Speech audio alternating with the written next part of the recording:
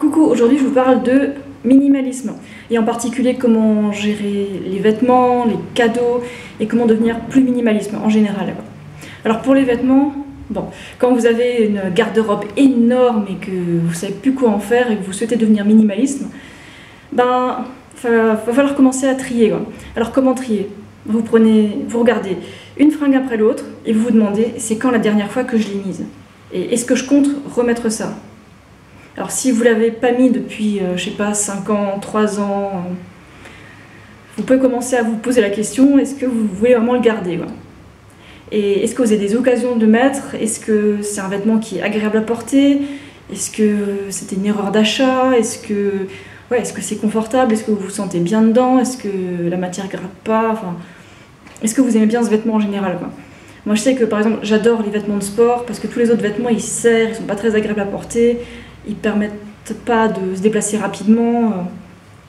Donc c'est pour ça que je choisis les vêtements de sport en général. Et bon, si par exemple vous ne comptez pas remettre telle ou telle robe ou pantalon, vous pouvez le mettre sur la pile à recycler, à donner, à vous débarrasser. Pareil pour les chaussures, les chapeaux, tous vos accessoires, vêtements en général. Demandez-vous vraiment quand est-ce que c'était la dernière fois que vous l'avez mis et est-ce que vous en avez vraiment besoin.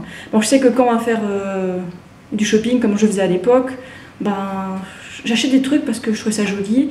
Et puis après, des fois, ça m'arrivait de quasiment pas mettre ces vêtements-là. Alors je pense qu'on est un peu hypnotisé par l'achat. Et heureusement, j'ai réussi à m'en libérer de tout ça, mais ça fait de l'argent perdu, ça fait de la place prise, ça fait des attrapes poussières. Bon, il y a plein de raisons pour lesquelles on devient minimaliste. Mais bon, entre autres, c'est pour être moins encombré. Pour consommer moins aussi, vachement important, donc pour être plus écolo. Et donc voilà, vous voulez nettoyer votre garde-robe. Donc vous pouvez commencer par faire cet exercice-là. Vous remplissez un cabas avec des vêtements que vous ne voulez plus. Et vous pouvez les donner dans des œuvres caritatives. Vous pouvez les emmener à la benne à vêtements. Vous pouvez les donner à quelqu'un que vous connaissez. Et bon, si le vêtement il est vraiment trop déchiré, trop cassé, vous pouvez le mettre à la poubelle. Ou alors le mettre comme à la benne à vêtements parce qu'il recycle comme les fibres textiles. Pensez-y. Et voilà, une fois que ça c'est fait, vous avez débarrassé au moins un cabas de chez vous, c'est bon, vous avez fini pour maintenant. Et puis chaque année, vous pouvez refaire un tri jusqu'à ce que vous gardiez que les vêtements que vous aimez bien, ceux que vous utilisez tout le temps. Et regardez, j'ai tout le temps les mêmes t-shirts. Et bon, des fois, quand vous avez l'impression que je varie, c'est que je mets les t-shirts de Paul. C'est tout. On n'a pas besoin d'avoir plein de vêtements pour être heureux. Je sais que sur le coup, c'est agréable, c'est chouette d'avoir des nouveaux vêtements. Tiens, regarde, c'est joli, c'est nouveau. Mais au fond, juste après, on se sent pas si bien que ça. C'est pas durable. Donc, le minimalisme, ça permet de se recentrer sur ce qui est vraiment important. Et les vêtements, c'est pas quelque chose de très important, c'est juste quelque chose pour se vêtir, pour pas avoir froid, pour pas être à poil dehors. Quelque chose comme ça. Ensuite, pour les cadeaux.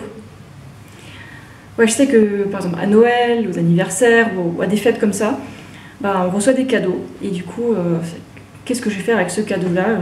J'ai rien demandé et que ça fait du gaspillage de ressources. Et qu'est-ce que je vais faire avec ce cadeau? Le mieux c'est encore de prévenir. Prévenez les gens que vous connaissez que vous êtes minimaliste et que vous n'avez pas envie d'avoir des biens, des possessions supplémentaires. Donc prévenir, c'est ce qu'il y a de plus efficace. Et expliquez-leur. Je sais que le minimalisme, c'est quelque chose qui est relativement bien perçu quand même dans notre société. Les gens, ils admirent, même s'ils n'ont pas toujours, même s'ils ne comprennent pas forcément. Et bon, au pire des cas, ils diront « Ah, je pourrais jamais faire ça, mais ok, c'est cool, j'admire. » En général, c'est ça la réaction. Donc vous en faites pas. L'étiquette minimaliste, c'est pas si terrible que ça. Bon, et si jamais vous avez quand même un cadeau, parce que vous n'avez pas prévu le coup, je sais que refuser un cadeau, c'est assez mal vu par contre. Donc, à voir selon si vous êtes très à l'aise avec la personne, vous pouvez lui expliquer que c'est pas quelque chose que vous avez envie de recevoir. Ou alors vous le recevez quand même, vous acceptez le cadeau. Vous expliquez que la prochaine fois, vous préférez ne pas avoir de cadeau, que c'est important pour vous. Et ensuite, qu'est-ce que vous faites de ce cadeau? Vous pouvez le revendre sur Internet. Vous pouvez le revendre, je sais pas, dans un magasin de seconde main. Selon le cadeau que c'est, revendez. Puis vous en faites pas, les gens qui vous offrent des cadeaux, ils vont pas vous demander où est mon cadeau chez toi, je veux le voir.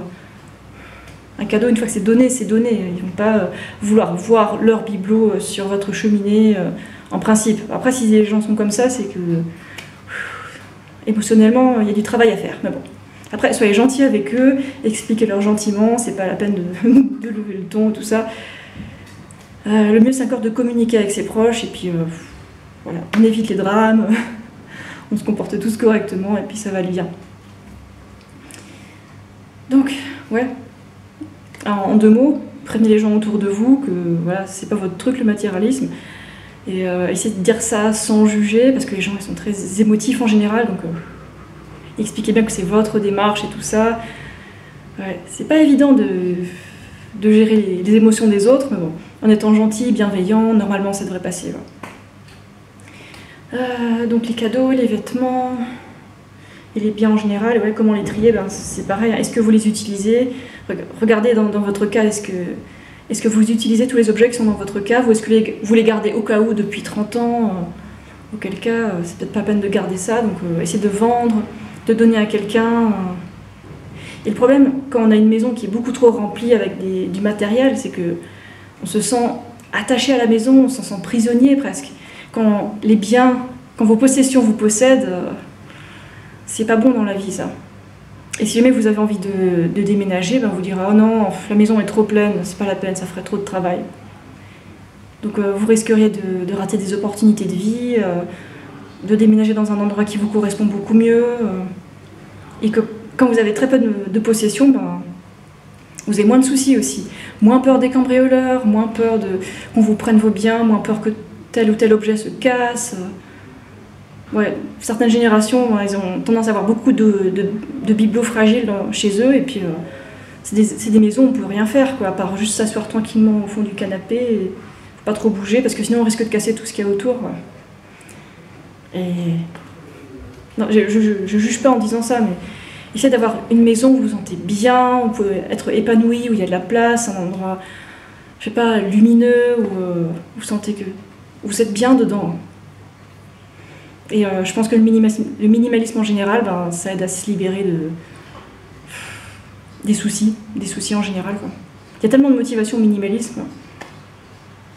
Et bon, je sais que notre petit appart là, il est un peu trop minimaliste pour certains ne pourraient pas vivre ici, mais nous ça nous suffit, quoi.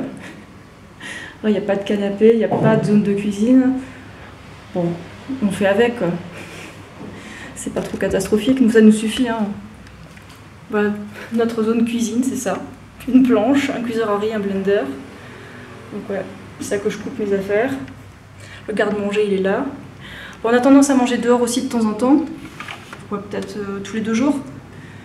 Et le lit est là, derrière. Il y a nos vélos là. Il y a la salle de bain un peu plus loin, là.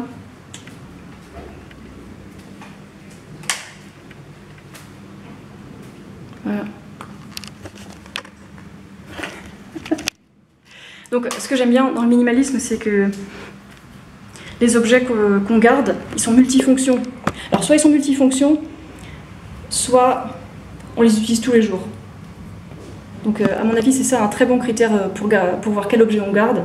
C'est ceux qu'on utilise tous les jours, ou presque tous les jours, et puis ceux qui sont multifonctions.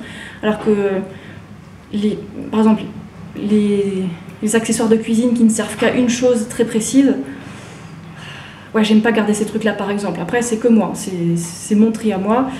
Donc, là, vous avez des éléments pour trier maintenant, et puis communiquer avec les gens pour qu'ils vous offrent pas des cadeaux trop encombrants et trop inutiles. Communiquer toujours, prévenir, c'est mieux que guérir. Et quand on a envie de devenir minimaliste au bout de 30 ans de vie matérialiste, je conçois tout à fait que c'est pas évident et que ça demande du travail sur soi, ça demande beaucoup de tri. Moi, je sais que quand je suis devenue minimaliste, je savais même pas que ce mot existait. Je triais chaque année, je mettais des vêtements et je remplissais un cabas par an, voire 2. Et du coup, maintenant, j'ai une armoire très très petite. Et encore, j'ai pas emporté toute mon armoire ici. Ici, j'ai 3 ensembles de fringues normaux et 3 kits de vélo. C'est tout. Une paire de chaussures, enfin des baskets, puis une paire de chaussures de vélo. Puis il n'y a pas besoin de plus en fait. Et comme ça, en fait, quand on a par exemple qu'une seule paire de chaussures, ben, ça s'use plus vite, et du coup, quand ce sera cassé, bien cassé, ben, je le remplacerai. Alors que quand on a, je sais pas, 10 paires de chaussures, elles mettent beaucoup de temps à s'user, et ça prend plein de place. Surtout quand on est, je sais pas, 4 à la maison, ben, l'armoire à chaussures, elle est immense, quoi. Et est-ce que c'est vraiment utile? Bon, quand on a envie d'être chic et tout ça, bon, c'est sûr qu'il y a bien plein d'ensembles différents pour que ce soit assorti et tout ça, mais moi, ça m'intéresse pas, tout ça, les soirées mondaines, non.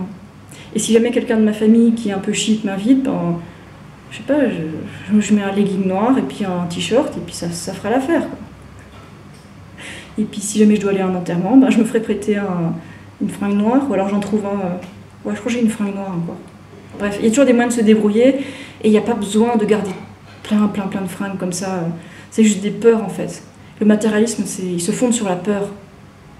Et ça vient aussi d'une désillusion que soi-disant, le matérialisme, ça contribue au bonheur. Bon, l'argent, en fait, c'est pas très important pour le bonheur. À mon avis, enfin, mon bonheur à moi, ça se fonde sur la liberté, sur le fait de se sentir libre, en gros, quoi. Alors peut-être que vos critères sont différents, je sais pas, dites-moi ce que vous en pensez.